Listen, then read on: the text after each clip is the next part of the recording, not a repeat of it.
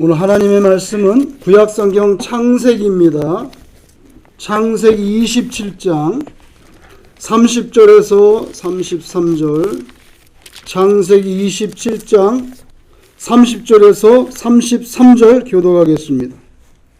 이삭이 야곱에게 축복하기를 마침에 야곱이 그의 아버지 이삭 앞에서 나가자 곧 그의 형 에서가 사냥하여 돌아온지라. 그가 별미를 만들어 아버지에게로 가지고 와서 이르되 아버지여 일어나서 아들이 사냥한 고기를 잡수시고 마음껏 내게 축복하소서. 그의 아버지 이삭이 그에게 이르되 너는 누구냐? 그가 대답하되 나는 아버지의 아들 곧 아버지의 맏아들 에서로소이다. 이삭이 심히 크게 떨며 이르되 그러면 사냥한 고기를 내게 가져온 자가 누구냐? 네가 오기 전에 내가 다 먹고 그를 위하여 축복하였은즉 그가 반드시 복을 받을 것이니라. 아멘. 하나님께서는 이 세상에 많은 사람들이 있었는데 그 가운데서도 아브라함을 택하셨죠. 아브라함을 택해서 그의 후손들을 자기 백성으로 삼아 주셨는데 아브라함의 대를 이어서 이삭이 이제 그 아브라함의 모든 가족과 또 재산도 많잖아요. 그 모든 가산들을 이끄는 이제 족장이 됩니다. 벌써 아브라함 시대에 동원할 수 있는 사병이 318명이에요. 그죠? 롯을 구출할 때 보면. 그 아브라함이 가난한 사람이 아닙니다, 여러분. 그 많은 사람이 자기 부하라 있단 말이에요. 그러니 이삭이 이제 장성했을 때는 얼마나 더 그 막강한 족속이 되어 갔겠습니까? 그래서 아브라함을 이어서 이삭이 그 집안을 이끄는 족정이 됐는데 이삭을 겉으로 보면 별 문제가 없어요. 사는데. 결혼은 40살에 했습니다. 성경에 보면. 40세에 리브가와 결혼을 하죠. 결혼을 하는데 아기가 안 생기는 겁니다. 그래서 성경에 보면 이제 이삭이 결혼했는데 아기가 안 생기니까 계속 기도를 하는데 20년 만에 아기가 생겼어요. 20년 만에. 그래서 이삭이 60대에 아기를 이제 얻게 되는데 이게 한꺼번에 2명이나 쌍둥이가 나왔어요. 그게 바로 유명한 에서와 야곱입니다. 근데 아기가 태어나기 전에 어머니 리브가 뱃속에서 너무 발차기를 하고 자기네들끼리 태권도 하면서 싸우고 있는 거예요. 그래서 아니 뭐 이렇게 싸우냐, 이거 어떻게 하면 좋냐 걱정이 돼가지고 하나님께 여쭤봤다 그랬어요. 근데 하나님께서 뭐라고 답변하셨냐면 창세기 25장 23절에 두 국민이 내 태중에 있구나. 두 민족이 내 복중에서부터 나누이리라. 이 족속이 저 족속보다 강하겠고 큰 자가 어린 자를 섬기리라. 이렇게 말씀했단 말이에요. 아니 큰 자가 어린 자를 섬긴다면 이제 쌍둥이인데, 그죠? 그러면은 형이 동생을 섬긴다는 거 아니에요. 그죠? 그런 말씀을 주셨단 말이에요. 그건 누가 물어봤냐면 리브가가 물어봤다고 성경에 보니까. 엄마니까 아마 엄마가 하나님께 물어봐요. 리브가가 물어보니까 하나님께서 리브가에게 그렇게 답변하신 거예요. 두 민족이 있다. 너 뱃속에. 그런데 큰 자가 작은 자를 섬길 거다. 이 말씀을 이삭이 몰랐다고는 생각할 수가 없어요. 그죠? 분명히 이게 성경에도 나오니까 리브가뿐만 아니라 이삭도 분명히 이 말씀을 알았을 거란 말이에요. 태어나기도 전입니다. 근데 태어날 때부터 아주 좀 특이하게 태어났어요. 쌍둥이가 태어나는데 먼저 태어나오는 아주 그냥 그 피부 색깔이 붉고 얼마나 털이 많은지 성경에 보니까 털옷을 입은 것 같다 그랬어요. 털이 진짜 많은 애가 태어난 거예요. 그래서 에서라고 이름을 지었어요. 그 다음에 쌍둥이니까 두 번째가 나오는데 이 녀석은 형 발꿈치를 잡고 나왔다는 거예요. 발꿈치를 잡고 나왔다. 발꿈치를. 특이한 거죠. 애가 어떻게 발꿈치를 잡고 나옵니까? 그죠? 그래서 발꿈치를 잡았다. 야코브, 히브리 말로 야코브라는 단어예요. 발꿈치를 잡았다는 게. 그래가지고 넌 야곱이라 그래라. 발꿈치를 잡았으니까. 그래서 야곱이라는 것은 야코브, 발꿈치를 잡았다. 거기서 나온 이름이에요. 이 말은 또 안 좋은 뜻이 있어. 사기친다는 뜻이 있어요. 야곱이 속이다는 뜻이 있단 말이에요. 그래서 형은 에서가 되고 그 다음에 동생은 이제 야곱이 됐어요. 야곱이 됐어요. 그죠? 하나님의 계획은 큰 자가 어린 자, 곧 형이 동생을 섬기는 겁니다. 그런데 이제 애들이 다 자라고 장성해서 청년이 되고 보니까 이삭이 가만히 생각해 보니까 앞으로 나를 이어서 대를 이어서 족장이 될 것은 야곱보다는 에서가 족장이 돼야 되겠다. 나는 점점 나이를 많이 먹어가고 이삭은 이제 그렇게 생각이 되는 거예요. 왜 그러냐면 성경에 보면은 이 에서는요 아주 그냥 활 잘 쏘고 사냥 잘하고 말하자면 아주 늠름한 남자 같은 그런 들사람이란 말이에요. 아 근데 성경에 야고보 보면 이건 맨날 부엌에 가지고 엄마랑 그냥 이거 찍찍찍하고 반찬 만들고 있단 말이야. 팥죽 만들고. 그러니까 아버지 입장에서 가만히 생각해보니까 아예 그래도 어떻게 뭐 들판에 돌아다니면서 활도 쏘고 사냥도 하고 이런 애를 갖다가 이 많은 가솔들을 이끄는데 이거 후계자로 삼아야지. 맨날 부엌에 가가지고 뭐 오늘은 차죽을 끓일까 전복죽을 끓일까 팥죽을 끓일까 아 이러고 있는 어떻게 이걸 또 족장으로 삼아. 그러니까 이삭은 나이가 이제 점점 들어서 늙어가면서 아 계속해서 생각하니까 이거는 나를 잇는 후계자는 에서로 해야 되겠다. 이렇게 속에 마음을 먹은 거예요. 그리고 드디어 나를 잡아가지고 에서를 불렀어. 불러가지고 야 너 사냥 잘하지. 사냥 잘하니까 사냥해가지고 그 요리해가지고 와. 내가 나한테 별미를 가져오랬어요. 별미를 먹고 내가 너에게 마음껏 축복 기도를 해주겠다. 그러니까 에서가 신이 나가지고 나가버렸네. 근데 그걸 누가 들었냐면 부엌에 있던 리브가가 딱 들었어요. 그래서 아유 에서가 사냥하러 나간 사이에 누굴 들여보냈어요? 야곱을 집어넣은 거예요. 왜냐면 엄마는 야곱을 좋아해. 야곱 편애도 문제야. 편애 있잖아요. 아버지는 에서를 좋아하고 엄마는 누굴 좋아해? 야곱을 맨날 부엌에서 도와주니까 그래서 야곱을 싹 집어넣은 거예요. 근데 아버지 이삭은 에서를 후계자로 삼으려고 했던 게 확실한 것 같아요. 왜냐면요 야 별미를 가져와라 내가 마음껏 축복해줬다 그러면서 야곱에게는 아예 그런 말 자체도 하지도 않았어요. 그러니까 성경을 볼 때 이삭은 에서를 후계자로 삼으려고 작심한 게 확실한 것 같아요. 그거 왜 그러냐면 옛날에 애가 태어나기도 전에 뱃속에 있을 때 하나님께서 뭐 큰 자가 작은 자를 섬긴다 하긴 했는데 너무 오래된 거예요. 수십 년 지났어 지금. 수십 년 지나고 지금 이 가나안 땅에서 사는 이 현실은요 너무나 현실이 주는 압박감이 센 거예요. 이 이방 족속들 이 가나안 원주민들과 더불어 살아야 되는데 강한 자가 필요한 거죠. 부엌에서 자꾸 왔다 갔다 하는 애를 어떻게 후계자로 삼냐고. 아무리 생각해봐도 활 잘 쏘고 사냥 잘하는 이 그냥 건장하고 그냥 야수적인 이 에서를 후계자로 삼아야 되겠다. 현실이 주는 그런 압박감이 있잖아요. 하나님의 말씀은 너무 벌써 오래됐어. 뭐 큰 자가 작은 자를 섬긴다 그랬는데 옛날에 그런 말이 있긴 있었지. 근데 여기 지금 그럼 야곱 후계자로 삼으라는 거예요? 그러기는 어렵지 지금. 이거 어떻게? 근데 여러분 이건 또 나름대로 이삭이 고통을 받은 게 있어요. 그게 뭐냐면 성경에 보면 여러분 그 물이 없는 데서 우물을 판다는 거 얼마나 힘든 겁니까? 요새도 기계로 파는 것도 힘든데 그 얼마나 노력해서 종들을 시켜서 그 땅을 파가지고 우물을 팠겠어요. 우물을 파는데 블레셋이 와가지고 이거 내 거야. 지가 뺏어가거나 아니면 성경에 보면 돌하고 흙을 다 집어넣어가지고는 못쓰게 만드는 거예요. 몇 번 옮겨 다녔습니까? 억울하지요. 억울하고 화가 치밀지만 이삭이 전쟁을 하지 않았어요. 그냥 계속 옮겨 다녔지.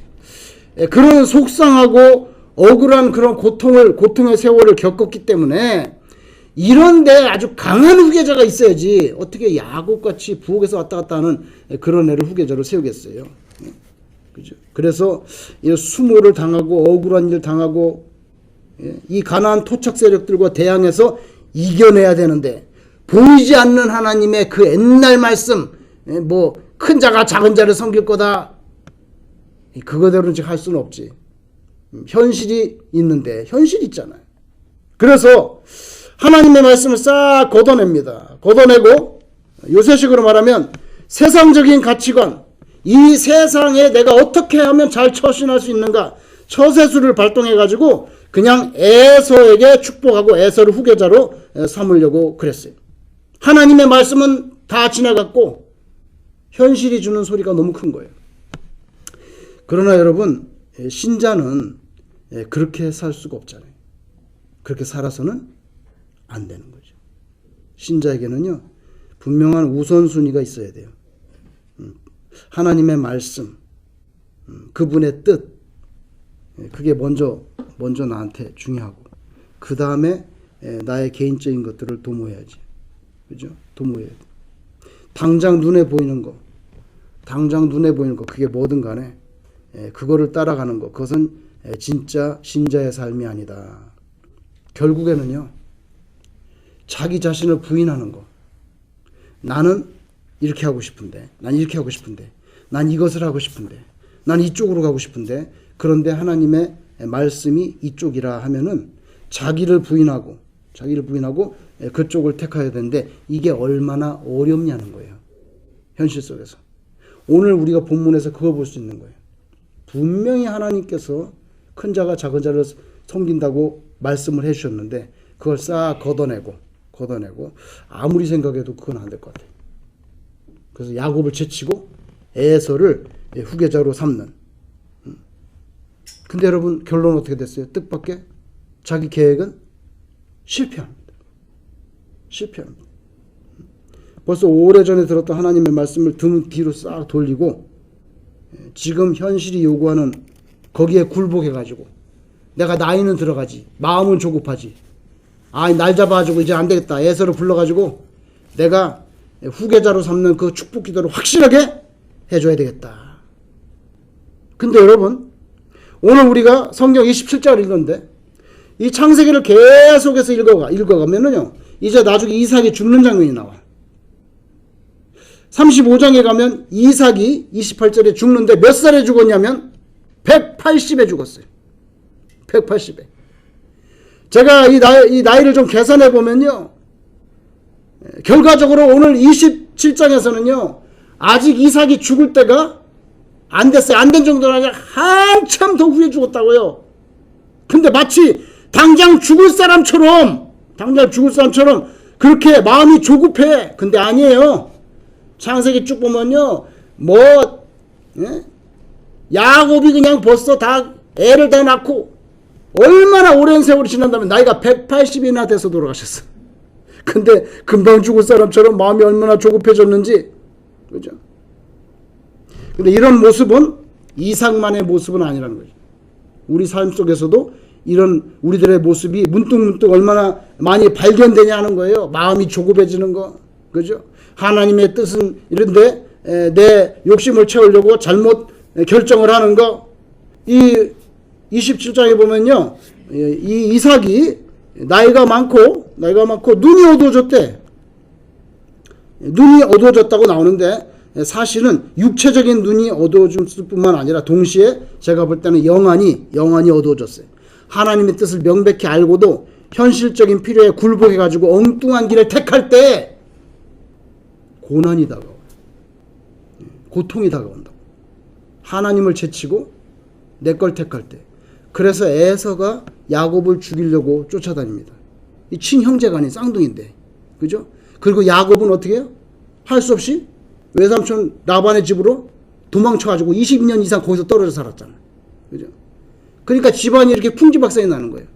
아니, 쌍둥이인데 동생 죽인다고 맨날 쫓아다니고, 한 녀석은 멀리 가가지고 오지도 못하고 20몇 년 동안 거기서, 이 얼마나 어렵게 되냔 말이에요.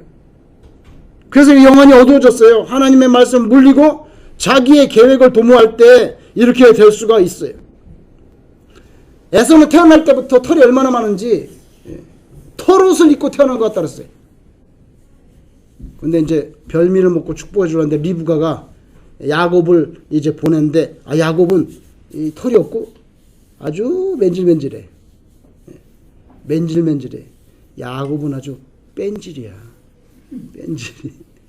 예? 외삼촌 라반의 집에 가서도 얼마나 그냥 머리를 굴려가지고 자기 재산을 그냥 양 낳는 거 다 저쪽, 예? 이 뺀질인데, 여기 맨질맨질해. 아, 그래서 리브가가 어떻게 했어요? 성경에 보니까 염소 새끼 가죽을 손하고 목에다가 붙였어. 예? 손하고 목에 붙였어요. 왜냐면 아버지가 딱 가서 뭐 손이라도 만져보는 날에는 들통나니까, 그죠? 거기다 딱 붙인 거예요. 아, 그래가지고 사냥한 게 아니라 부엌에 있던 거를 막 해가지고 빨리 형 오기 전에 들어가야 되잖아. 얼른 요리를 해가지고 딱 들어가니까 이삭이 이리 오너라 해가지고 손을 딱 모아보니까 털이 있단 말이야.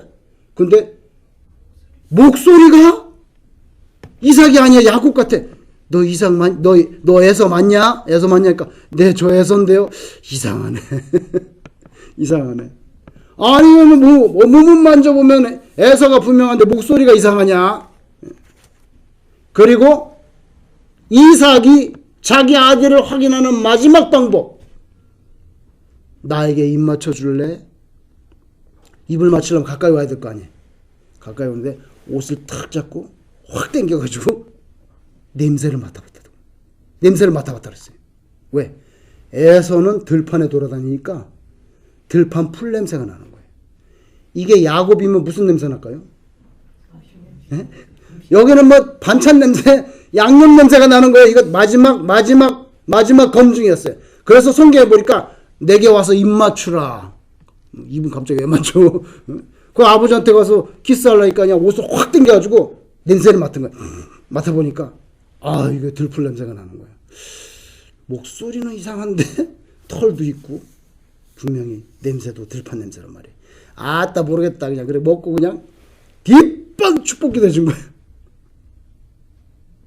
근데 여러분 요걸 미리 예측했던 사람이 누구예요? 리브가예요. 이 남편이 옷을 냄새를 맡아볼 가능성이 있다는 걸 알고 성경에 보니까 벌써 이삭 앞에 갈 때 야곱은 누구 옷을 입었을까요? 에서 옷을 입혔다 그랬어요. 그러니까 리브가의 머리가 이삭 머리 위에 도는 거야. 예? 머리 꼭대기에 있어요. 분명히 옷 냄새 맡을지 모르니까 에서 옷을 탁 입혀가지고 그래가지고 먹고 기분이 좋아가지고 있는 대로 축복을 다 해줬더라고. 성경에 보니까 내가 보니까 뭐 더 이상 해줄 게 없어요. 실컷 축복을 해주고 싹 나갔는데 마치 연극의 한 장면처럼 또 누가 들어옵니까? 에서가 뚜벅뚜벅 들어가지고 아버지 제가 요리를 해가지고 왔는데 이거 드시고 이제 마음껏 축복을 해주세요. 이렇게 된 거예요. 아니 그러니까 넌 누구냐? 아버지 저는 맏아들 에서인데요. 이렇게 대답을 했어요. 넌 누구냐? 맏아들 에서인데요. 그러니까 야 벌써 야곱이 와가지고 내가 축복기를 다 해줘가지고 해줄 게 없다. 이렇게 해서 이제 이삭의 계획은 완전히 실패로 돌아갑니다. 여러분 결국 사람이 아무리 자기 생각을 관철시키려고 해도 하나님의 큰 뜻이 있다면 자기 계획대로 되지가 않아요. 우리가 성경을 여러 군데서 확인할 수 있잖아요. 하나님께서 분명히 큰 자가 작은 자를 섬긴다고 선언을 했는데 자기가 볼 때 현실적으로 그건 말이 안 되는 얘기입니다. 하나님. 어떻게 야곱이 그 부엌에서 왔다 갔다 하는데 에서입니다. 그래서 자기 딴에는 아주 신속하게 후계자를 이렇게 축복하고 끝내려고 그랬는데 결국 보면은 사람의 계획이 되지 않고 하나님의 뜻이 이루어지는 것을 우리가 알게 됩니다. 그래서 이삭의 뜻은 결국 수포로 돌아가고요. 에서에게 마음껏 축복해 준다고 했는데 알고 보니까 실컷 누구에게 축복해 줘요? 야곱에게 뭔가 축복을 다 해준 거예요. 그리고 여러분 한번 기도를 했기 때문에 그거를 캔슬할 수가 있어요? 없어요? 없어요. 물릴 수가 없어요. 그래서 뭐라 그럽니까? 오늘 여기 아들한테 뭐라 그랬어요? 내가 그를 축복했으니 걔가 다 어떻게 복을 받을 거다.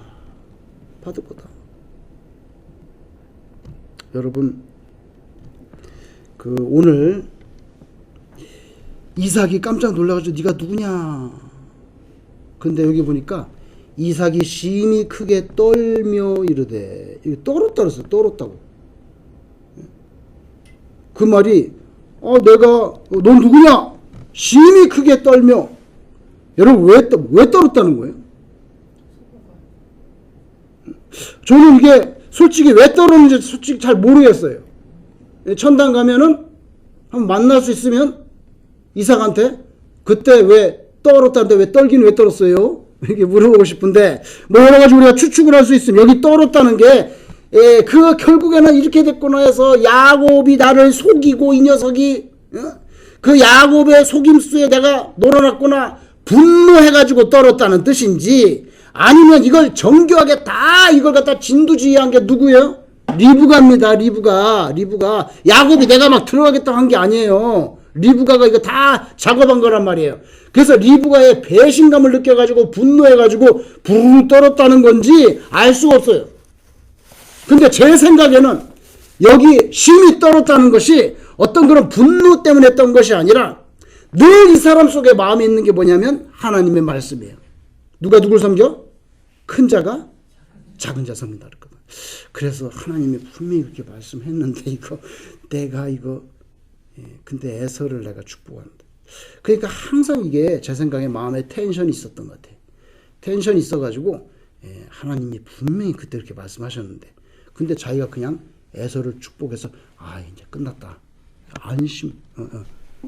근데 끝났다고 자기는 생각했는데 알고 보니까 야곱한테 다 홀랑 축복을 해준 거예요. 그래서 에서가 들어왔을 때 놀래가지고 이거는 하나님의 뜻대로 돼버렸구나. 그죠?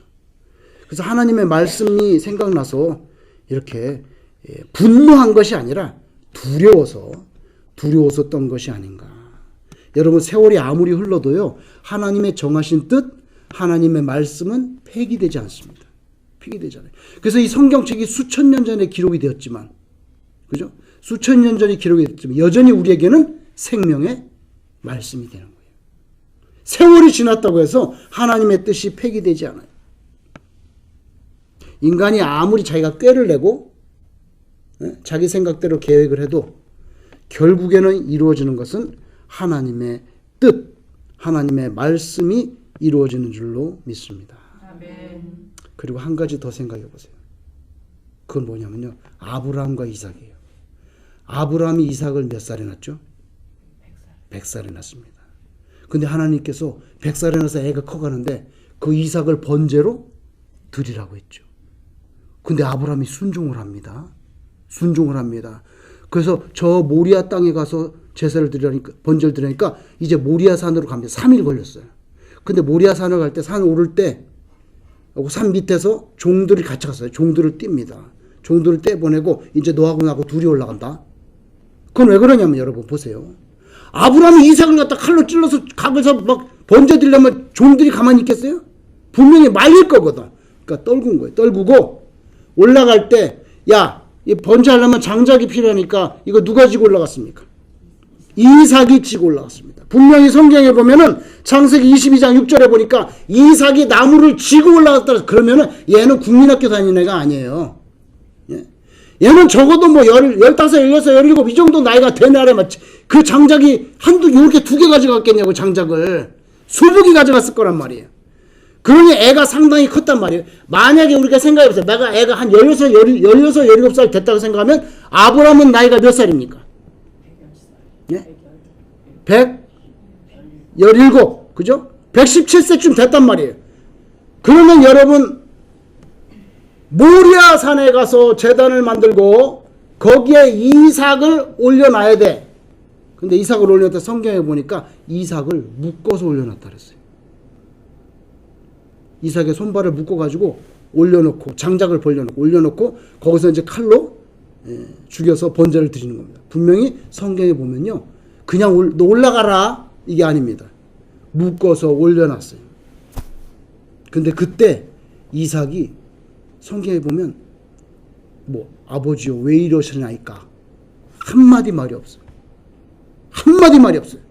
왜 이러냐고 막 하면서 막 묶는데 막 뿌리치고, 이 영감이 미쳤나? 뭐 이럴 수도 있을 것 같은데 절대 그런 게 없어요. 한마디도 나타나지 않아요. 제 생각에는 한 17살쯤 되면은 117세 노파를 확 밀어버리면 끝날 것 같아. 물리적인 힘으로 제압할 수 있었을 것 같은데 한 번도 그런 몸짓이나 아버지 왜 그러시냐고, 정신이 나갔냐고, 왜 그러시냐고, 그런 목소리가 한 번도 성경에 분명히 있었으면 기록을 해줬을 거예요. 뭐 이삭이 아비를 밀쳤더라라든지. 그런데 그런 게 나오지 않습니다. 나오지 않아요. 그런데 창세기 22장 9절 10절에 제가 읽어볼게요. 하나님이 그에게 일러주신 곳에 이른지라 이에 아브라함이 그곳에 제단을 쌓고 나무를 벌려놓고 그의 아들 이삭을 결박하여, 이렇게 나옵니다. 이삭을 결박하여 제단 나무 위에 놓고 손을 내밀어 칼을 잡고 그 아들을 잡으려 하니, 이렇게 나와요. 여기 보면요, 분명히 이삭을 결박해서 묶어가지고 올리는 장면이 나옵니다. 17살짜리가 117세 할아버지 밀 수 있는 거 아니에요? 근데 한 번도 그런 게 없고, 말이라도 한마디 왜 그러시냐고, 그런 모습이 절대 나타나지 않습니다. 나타나지 않아요. 그냥 숨죽이면서 벌벌 떨고 있는 그런 양 한 마리처럼 그렇게 누워 있었던 것 같아요. 그래서 성경에 순종의 대명사 그러면 누가 나오냐면, 사실은 순종의 대명사 그러면 누가 나오냐면 이삭이 나옵니다. 왜냐하면 얼마든지 노파를 밀어붙이고 거부할 수 있는데 끝까지 가만히 있었기 때문에. 여러분, 제가 말씀드린 이삭이 그렇게 순종의 아들이었다는 거예요. 근데 이제 나이 많아서 어떻게 됐어요? 성경에 보니까 불순종의 사람이 됩니다. 하나님께서 큰 자가 작은 자를 섬긴다 그랬는데, 옛날에는 그렇게 아버지가 자기를 죽이려는데도 가만히 벌벌 떠는 어린 양같이 가만히 있는 순종의 사람이었는데, 나이가 드니까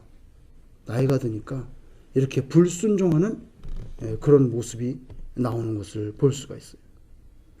이삭처럼 겉으로 보기에는 큰 문제가 없어 보입니다. 큰 문제가 없어 보여, 이삭이. 그렇지만 하나님 앞에서 여전히 자기 중심적인 인생들이 있어요. 사람들이 겉으로 볼 때는 별 문제가 없어. 근데 속으로는 자기 중심적이란 말이에요. 하나님 중심적이지 않고 자기 중심적이에요. 그런 인생들이 있어요. 우리도 크게 다르지 않아요. 우리도 그럴 때가 있어요. 하나님의 뜻을 따르기 위해서 내 생각, 내 경험상, 그거는 그런 게 내 경험, 내 판단, 이런 거 내려놓는 거. 그게 바로 자신을 부인하는 것입니다. 자신을 부인하는 것. 그리고 저는요, 신앙이 뭐냐? 간단하게 말하면 신앙이 뭐예요? 내 자신을 부인하는 것. 그리고 하나님의 말씀과 뜻에 복종하는 것. 그게 신앙이 아니냐. 마가복음 8장 34절에 누구든지 나를 따라오려거든 자기를 부인하고 나오죠. 자기를 부인하고 자기 십자가를 지고 나를 따를 것이니라.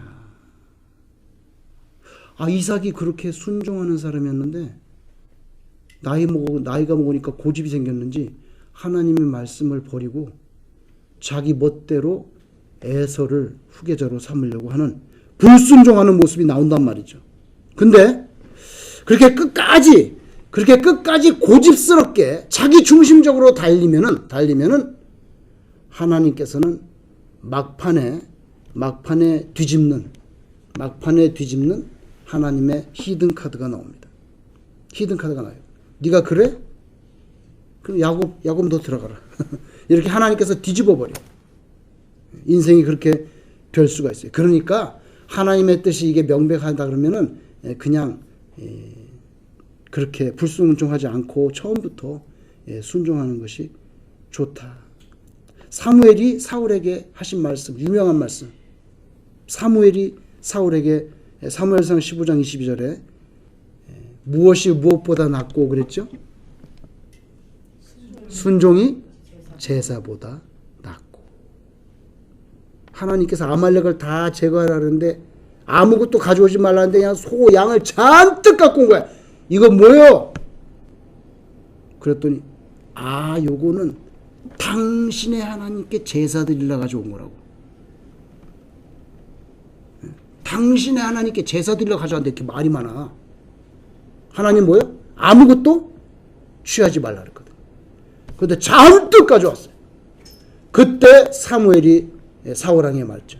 순종이 제사보다 낫다.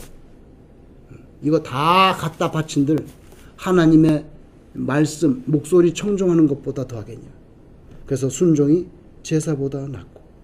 여러분 누가복음 22장 42절에 예수님께서 이제 겟세마네 동산에서 밤을 새워 기도하는데 솔직히 예수님의 인성이 있기 때문에 십자가를 지기 싫은 거예요. 내가 왜 이 모든 인류의 죄를 지고 내가 여기 비참하게 팬티만 입고 올라가가지고 죽어야 되냐고 그런 생각이 있는 거예요. 그래서 기도하지 않습니까? 근데 이렇게 기도합니다. 아버지요, 만약 아버지의 뜻이거든 이 잔을 내게서 옮기시옵소서. 이 죽음의 잔, 이 죽음에 나 십자가 지고 싶지 않다고. 이 죽음의 잔을 옮겨달라고. 아버지의 뜻이면 이 잔을 내게서 옮기시옵소서. 근데 그 다음에 뭡니까? 그러나 내 원대로 마옵시고 아버지의 원대로 되기를 원하나이다. 나는 솔직히 이렇게 죄인 취급해서 저주받은 사람처럼 십자가에 죽는 거 원치 않습니다. 그러나 내 원대로 마옵시고 아버지의 원대로 되기를 원하나이다. 이게 누가복음 22장 42절에 나옵니다. 이것이 바로 예수님의 자기 부인입니다. 자기 부인. 내가 왜 죄인 취급받아야 되냐고. 그러나 아버지의 뜻이면 그렇게 하시라고. 그래서 이 잔을 내게서 옮기시옵소서. 그러나 내 원대로 마옵시고 아버지 원대로. 여러분 우리는요 예수님의 이 그러나 때문에 우리는 구원을 받게 된 줄로 믿습니다. 이거예요. 예수님이 그러나 했기 때문에 십자가의 죽음이 가능했고 우리가 구원받았던 거죠. 여러분 그렇게 모리아산에서 순종 잘하던 사람도 나이가 먹으니까 자기 고집이 생겼네. 고집이 생겨가지고는 하나님 말씀 듣지 않아요. 자기 부인이라는 게 이렇게 어려워요. 사울왕 하나님께서 아무것도 취하지 말라 그랬는데 아이고 살찐 소와 양을 보니까 눈이 뒤집혔네. 이걸 왜 죽여 이거 아까운 거를. 자기 부인이 어려워요. 근데 예수님은 그러나 내 원대로 마옵시고 아버지의 원대로 되기를 원하나이다. 이렇게 해서 자기를 부인하셔서 우리의 영혼을 구원하셨죠. 여러분 하나님께 대한 우리의 신앙 자세, 그 신앙 자세가 예수님처럼 내 자신에 대한 부인, 거기에서 출발하게 되기를 주의 이름으로 축원합니다. 기도하겠습니다. 하나님 아버지, 정말 순종의 대명사라고 하면 이삭을 떠올릴 정도로 모리아산에서는 그렇게 순종하는 아들이었는데 나이가 드니 자기 주관이 생기고 고집이 생기고 그래서 하나님의 말씀을 등 뒤로 돌리고 자기 부인에서 멀어져가는 그런 이삭의 모습을 보게 됩니다. 눈앞에 살찐 소와 양을 보고 하나님의 말씀을 걷어내므로 자기 부인이 어려워지는 그런 사울왕을 생각해 봅니다. 그러나 예수님은 하나님 앞에 죽기까지 순종하심으로 우리 영혼을 건지신 그 은혜를 저희들에게 주신 것을 기억합니다. 저희도 예수 믿는 사람으로 산다고 하는데 항상 하나님 앞에서 하나님의 뜻과 말씀을 앞세우고 내 자신을 부인하며 살아가는 진정한 신자가 되게 하여 주시옵소서. 예수님 이름으로 기도드리옵나이다. 아멘.